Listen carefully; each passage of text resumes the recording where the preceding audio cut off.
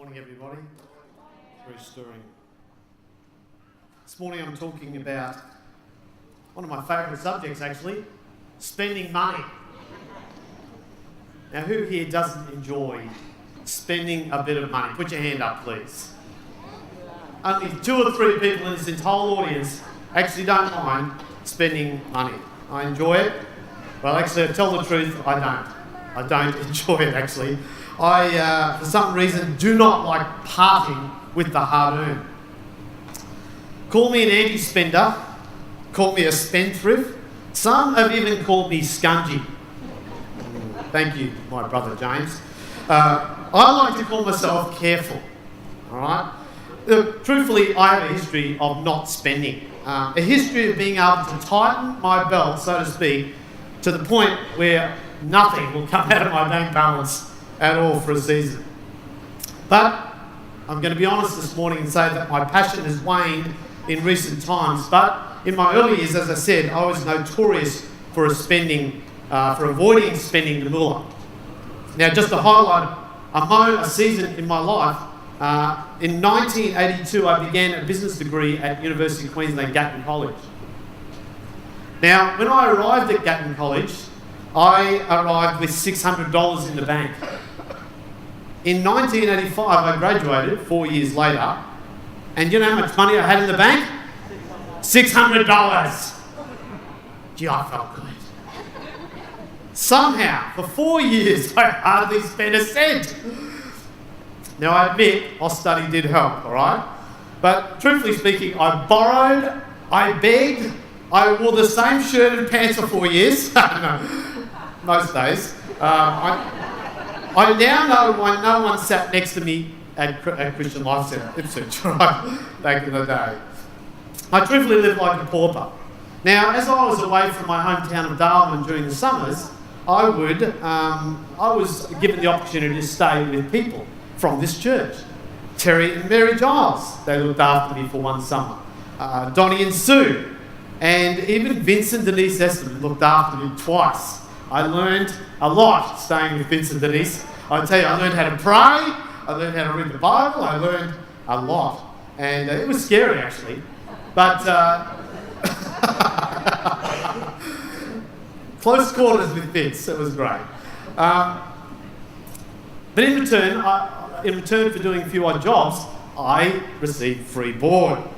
Now, I did have to do a few odd jobs, and one particular summer as I was coming up to staying with Vince and Denise, I said, well, Vince, what would you like me to do this summer? You know, is there a particular job? He said, I'd like you to paint the church.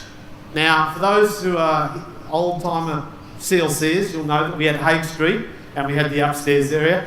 I painted that entire church brown, khaki brown. It was a horrible colour. The whole church, I spent the whole summer painting that church, but I did it for free board. In fact, the following summer again, I stayed with Vince and Denise, and guess what? I asked him again, I said, what would you like me to do? And he said, Darren, I hate to say this, but the church needs painting again. So I did the church again, twice, for virtually living there for nothing. You know, I could have easily been a story on that zany, ridiculous TV show called Extreme Cheapskates.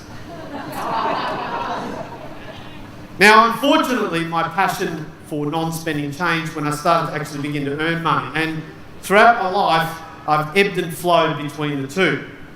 Quite often, especially in the last 10 or so years, I've erred on the side of overspending and being caught in a terrible trap.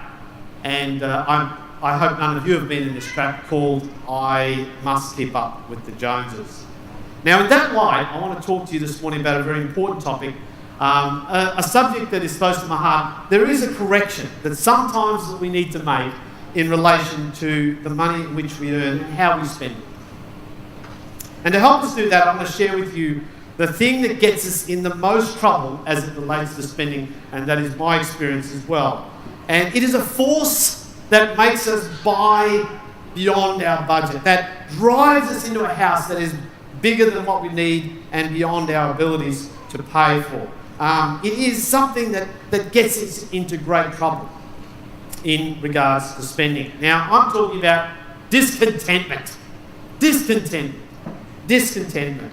And what fuels discontentment, I think, is awareness Awareness and discontentment go hand in hand. You see, and I'm being frank here and a bit vulnerable, but I was quite happy with the house that I lived in some 15 years ago. Until my wife and I visited a display home or two. Actually, make it over 80 display homes. And it didn't take long for me to say, you know what, I didn't know there were ceilings this high in a house. I didn't know kitchens could be that good.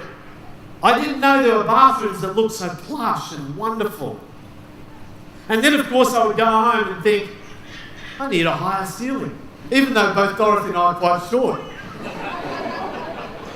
But I needed a higher ceiling. I need a new kitchen. This whole thing, it's a rusty old thing. Oh, it works, but it's a rusty old thing. You know, I had been perfectly happy with my situation. But over a period, discontentment set in because I became aware of what I didn't have. I wonder if that's true of you. I think in our culture, the TV is perhaps one of the key icons that represents discontentment and awareness. How many of you still have a TV with a tube? All right, it's my old TV, all right? A TV with a tube. It's a TV, it's just a TV. But it used to be that we were content to own a TV like this. Now, when we go shopping at stores like JB Hi-Fi, we'll go to a friend's house and we see a shiny, huge TV with a 4K high-def picture. We go home, we turn on our piece of classic old-time TV with a blurry picture to watch The Bachelor.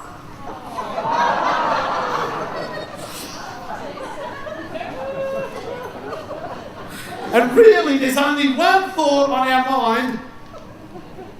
What am I doing watching on this dinosaur? These TVs, as the honey badger would say, are as rare as a rabbit at a greyhound track. What am I doing watching this TV when I could be watching on something so beautiful as a 4K high-def TV, 65-inch? Why do they use American words for these sorts of things? I don't know. But anyway, so deep in our hearts, we want one of those. No, we need one of those.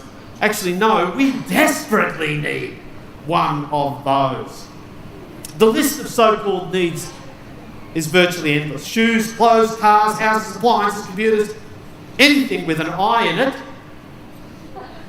anything with the word galaxy attached to it, and now anything with the word Google attached to it. Now, I had to go to JB Hi-Fi yesterday to buy something for my work, an extender, is that what they call them, where you can plug in and save your work. And I was thinking about my message. There's so many things you can look at in that shop. Amazing technology. But I thought, you know what, I'm going to practice what I preach today. So I walked into the store, I had my head down, and I went straight to the spot to what I needed. I bought it, and I walked straight out of there. I didn't look at anything. But there were some magnificent things. I just know in the corner of my eye, I can see those. I can see those things you put on your head, you know. I don't know what they're called, 3D things. Virtuality.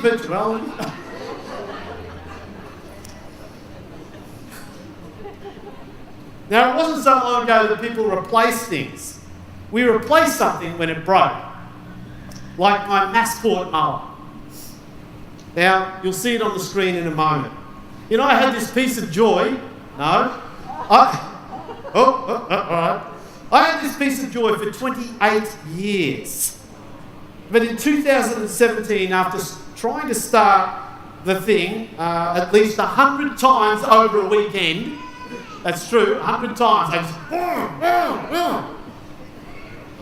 I finally wheeled it over to my neighbour, who can fix anything, and I said, Francis, can you look at this thing? I can't start it. I desperately need it to start. My lawn was looking terrible. After some time of examining it, pulling it apart, he said to me with a sad face, he said, Darren, it's over. It's over. It cannot be repaired. And I felt grieved. It was the end of a long and happy relationship, 28 years of my passport. See, the fact is we replaced something when it wore out, when it broke down, when we lost something. I'll share a very quick story. In 2015, my wife was driving along the road near our house, and she was on a 2-lane road, Augusta Parkway, and in the next lane there was this guy that came up alongside her. He was bipping and carrying on, and Dorothy looked over briefly, and this guy was like, carrying on, and Dorothy thought it was road rage, and so she kept her eyes on the road, and she just drove straight, and she was nervous as anything. She rang me to, I think I need to ring the police. I've got this guy on my side and he's bipping me and he's going. Anyway, they finally parted ways, and that evening, which happened to be my birthday, she realised that she had lost her mobile phone. And as we were piecing together the events of the morning, it dawned on Dorothy that she had put her mobile phone on her boot. And then it dawned on me, perhaps the guy in the car was trying to tell you something that as you turned the corner, the phone, oh, this is not funny, but the phone flew in a certain direction. This guy was trying to get your attention, to pull over. You've lost your phone. Poor Dorothy. But we only replace things when we lost them. But nowadays we don't replace, we upgrade. We upgrade. We don't wait for things to break. We don't wait for things to repair, we upgrade them. Now, at the centre of awareness, just before we get to Scripture, I have to say this. At the centre of awareness is this powerful thing called marketing. You see, businesses spend millions and millions of dollars in marketing and promotional campaigns designed to woo us in, to move us emotionally, to stir our hearts, to create in us a void that says, we must have this. We spend our dollars with the notion that if we buy this, we will be happier. We will be content. We will be satisfied. Now, the truth is, intellectually, we know this is all a lie. We know it. We do. But the pull is so powerful that we fall for it anyway. Somehow we need to reduce its impact in our life. With all that in mind, I want us to look at a few scriptures this morning. In fact, we're going to spend a fair bit of time in Paul's first letter to Timothy. And in that book, in chapter 6, he addresses the issue of discontentment and gives us a little bit of wisdom around that subject and how we can sort of navigate our way through this subject of discontentment.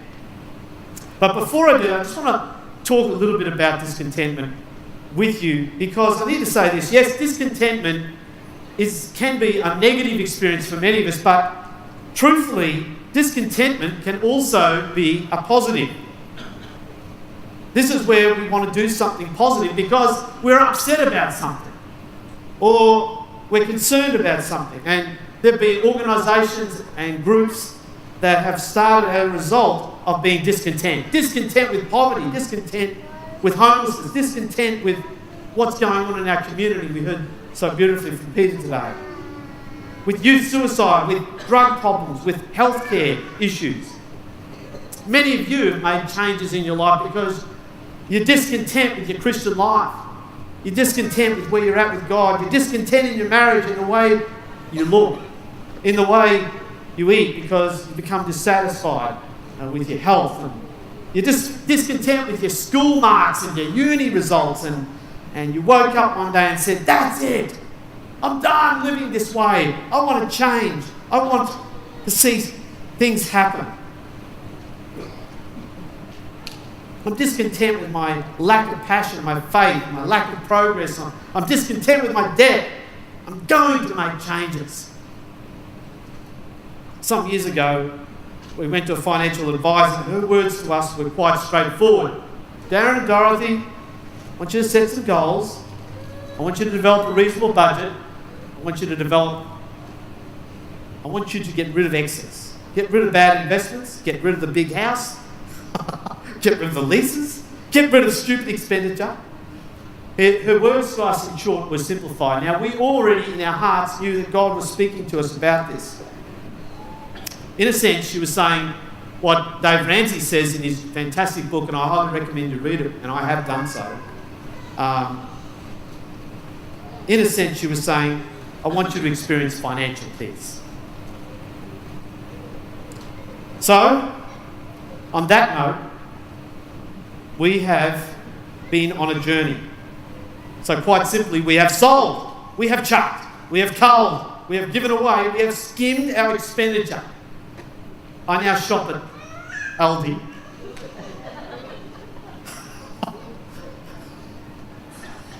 And Kmart is great, actually. All right? Who's sold on Kmart? Yeah, that's pretty good, isn't it? Get a lot of cheap stuff there. We're still on the journey, but the results are truly worth it. And I can honestly say increased peace, contentment, and freedom like never before. And money, can I say, will never and can never buy these things. So let's look at some passages of Scripture from, as I said, Paul's letter to Timothy, chapter 6. And I'm reading from verse 6. But godliness with contentment is great gain. For we brought nothing into the world, and we can take nothing out of it. But if we have food and clothing, we will be content with that. Those who want to get rich fall into temptation and are trapped into many foolish and harmful desires that plunge people into ruin and destruction. Verse 10, for the love of money is the root of all kinds of evil, and some people eager for money have wandered from the faith and pierced themselves with many griefs. But you, man of God, flee from all this and pursue righteousness, godliness, faith, love, endurance, and gentleness, and goes on. I encourage you to read the entire chapter 6, in your own time during this week. Let's have a look at a couple of these verses together. Chapter 1, verse 6, 1 Timothy 6, verse 6 to 7. But godliness with contentment is great gain, for we brought nothing into the world and we can take nothing out of it. Now Paul here addresses the question, what is great gain? What is great gain? Is great gain having 4 TVs? Is great gain having a big house? Is great gain having so much money in the bank that we can live till we're 120?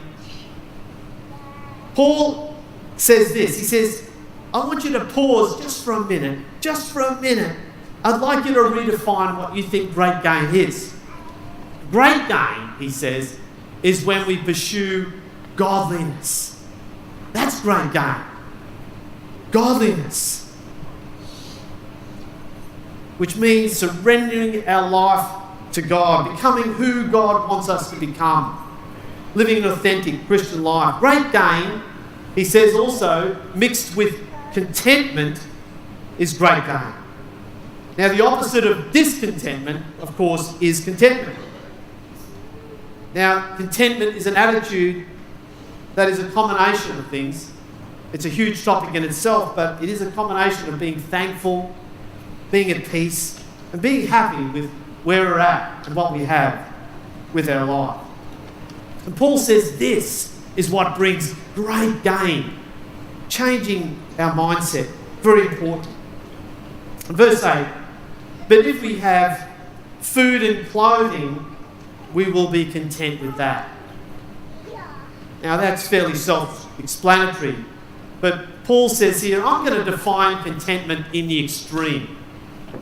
He says if you've got enough food and something to wear, hey, you're doing all right. You're doing all right.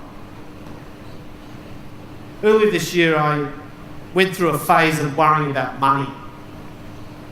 And on and off, as I said, throughout my life, I've had these moments and seasons.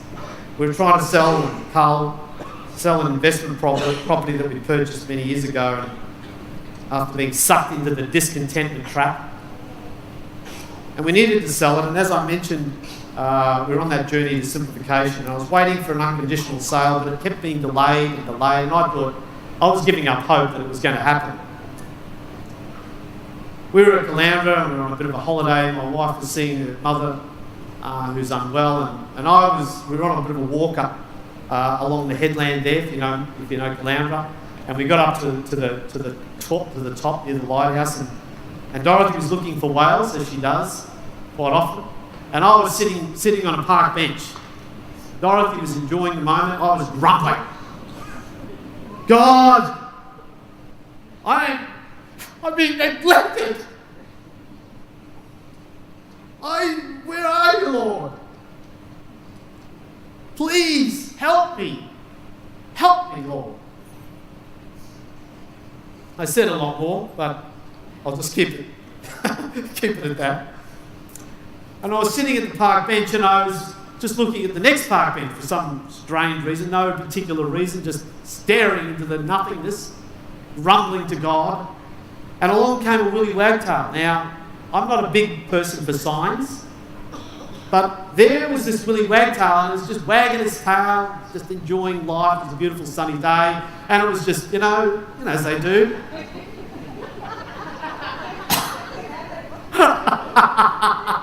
And it just lingered, and it was staring at me.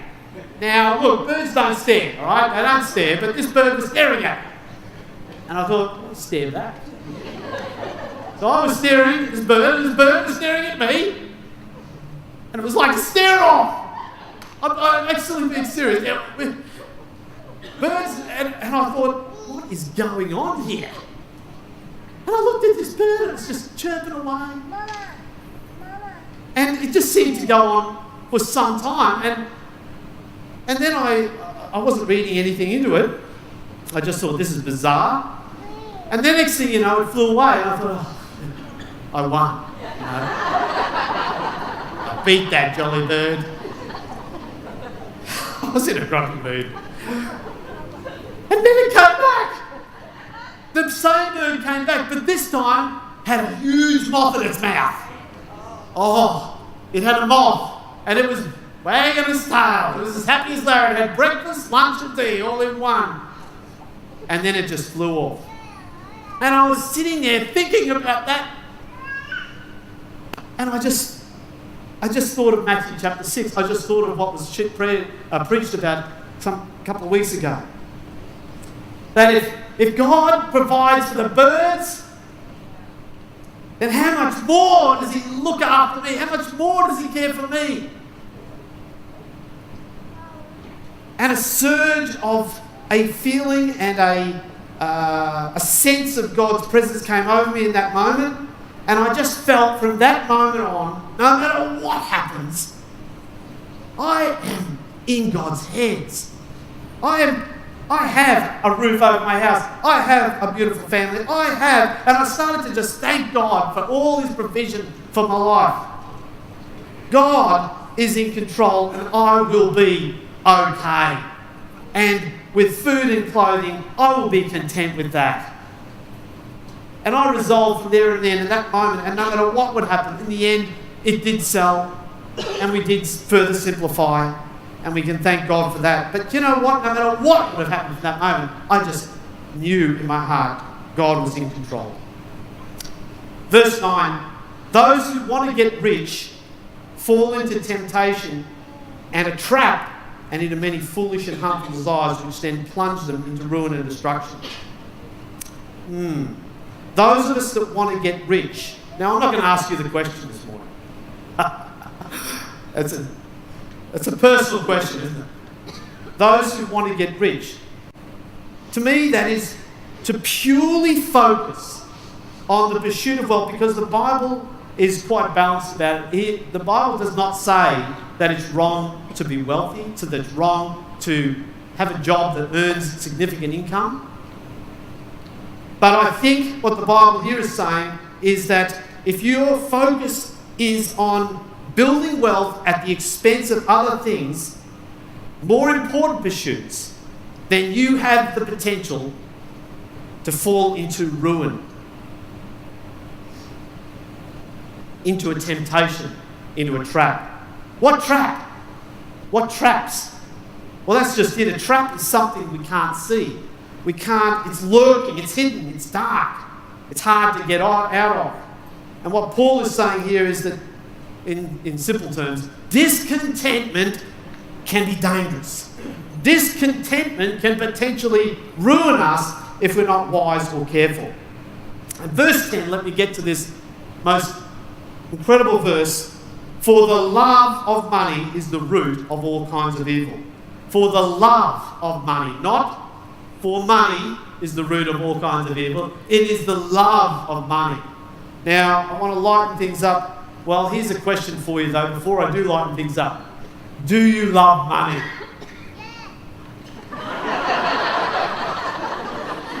Somebody said something there. Somebody said, yes I do, I'm being honest. No. Do you love money? That is a really tough question to respond to.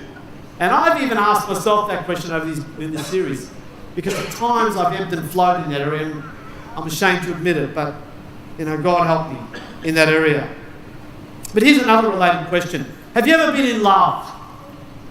Have you ever been in love? Remember some of those stupid things you did when you're in love? Puppy love? Or, that feeling when you first meet someone and you just want to be with them. You do stupid things, don't you? Don't you? Oh my gosh, some of the things that I did. When I was dating Dorothy, I did some stupid things. I lived in Gatton, she lived in Toowoomba.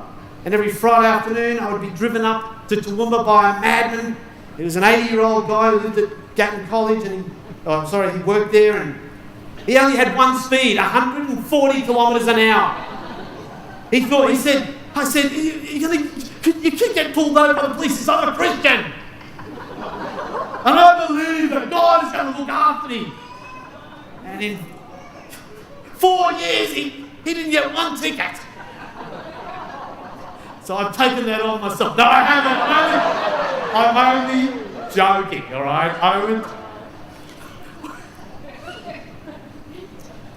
Dorothy would pick me up at the post office, and we'd have to spend the weekend together, and she was living with a teacher friend. And being the good Christian that I would sleep in the car. What a disaster that was with my neck. And then eventually Dorothy's friend said, you can sleep in the garage.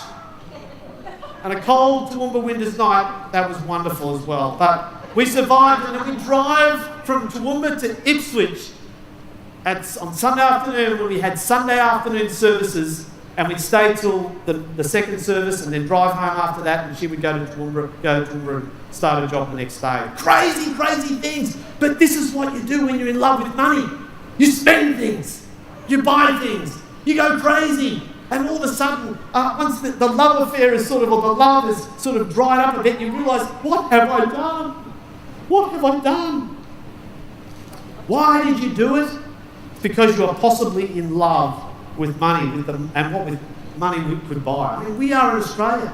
We are in a great country. It's easy to get swept up in the love trap. Woods from so many angles, so many pickup lines.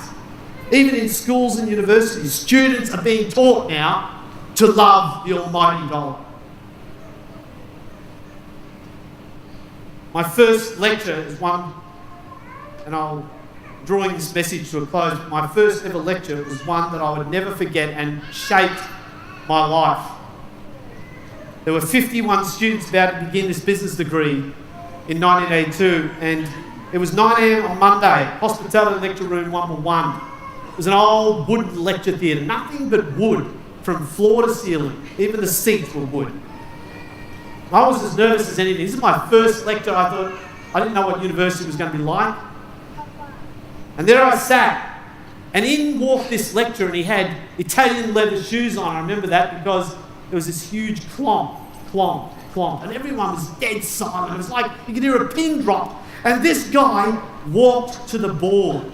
Huge board it was in this lecture hall. And on that board, he picked up, a piece of chalk. He didn't say a word, didn't say, morning students, and welcome, blah, blah, blah. It was none of that. He walked to the board, and he drew a big dollar sign. And then he looked at the audience, he looked at the students, and then he pointed to the dollar sign and he said, "This is now your God. Worship it. Love it. Pursue it."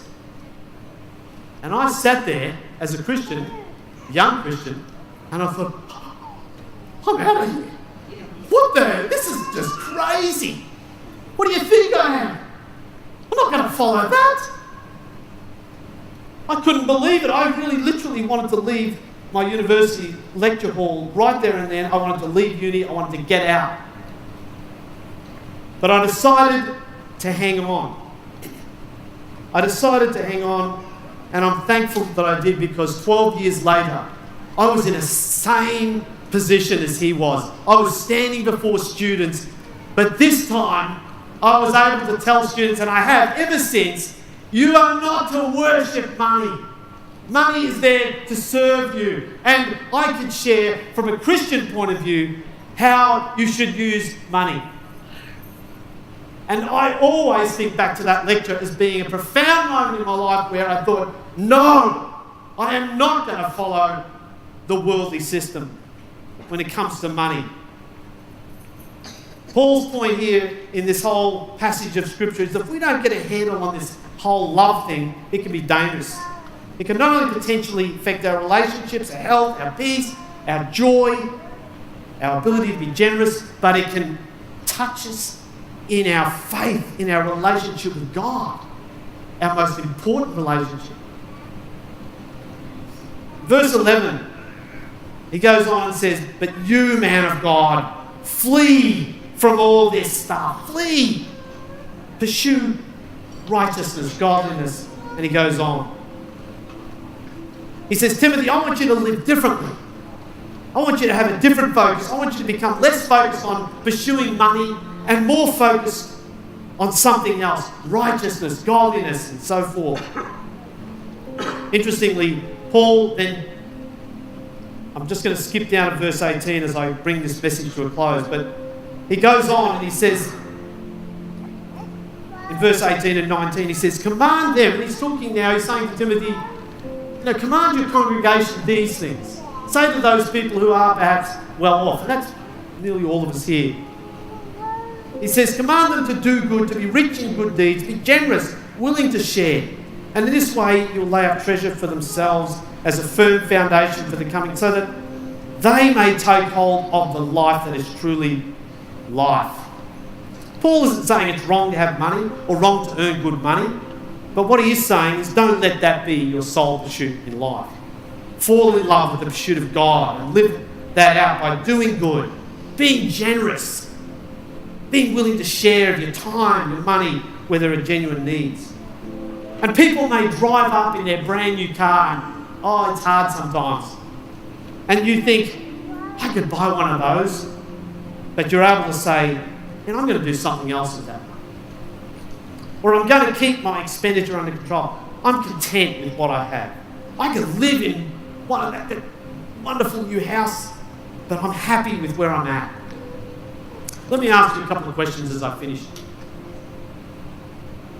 What creates material discontentment in you, in your life?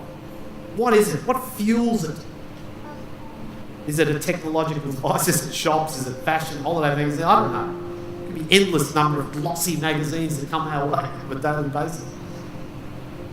Question 2. I don't have a slide for this. How can you trim your spending and expenditure?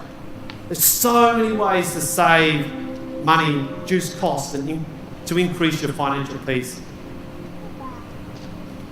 Question 3, finally, where can I be better focusing my time, energy, and finances? In other words, how can I bring balance back into my life if you've been out of balance?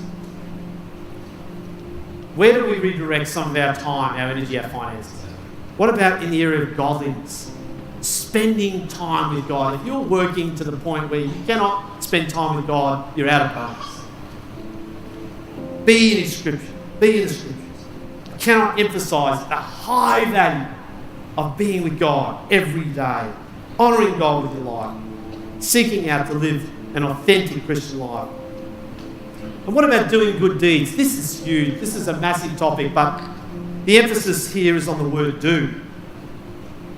Not only for others, but for yourself. Looking after your health and vitality. Caring for yourself. Exercising. Every day there are opportunities to abound in good deeds. In response to God's love for us and what Jesus did on the cross, we do good deeds. We want to share our lives with others. There's so much to this word, but quite simply it means to please God, to serve Him, to contribute, to bear fruit. It can be helping a lady across the street, or it can be serving coffee in the coffee shop. So many ways. Ask God to show you how you can do good deeds. And finally, being generous and sharing. Spending time in your marriage with your children, creating special memories, giving to those in need. And the Bible says in finality there, Paul says, this is when we focus our attention on these things. We store up for treasures in heaven and we begin to truly, truly live. To truly live means to have God's favour, to feel His peace, to experience a growing sense of His profound joy. I end with this.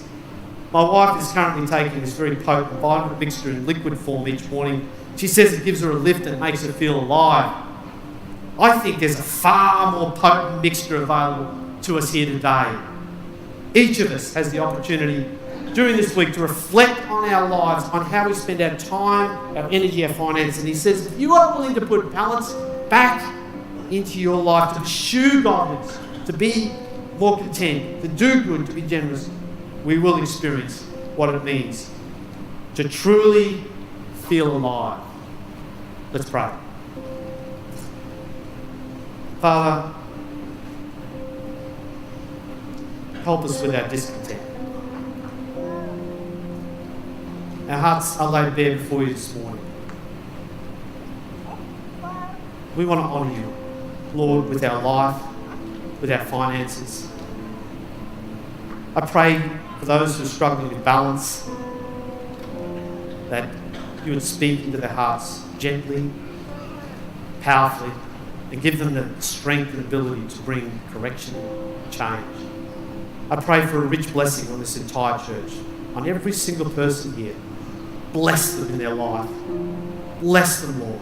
Encourage them. Build them up. Speak into their life. Help them to simplify. Help us all to simplify so that we can honour you with all that we have, Lord, and all that we are. In Jesus' name. God bless you. Thank you for coming this morning. Trust has been a good service. Trust has been encouraging. Prayer is open to anybody who'd like to receive prayer.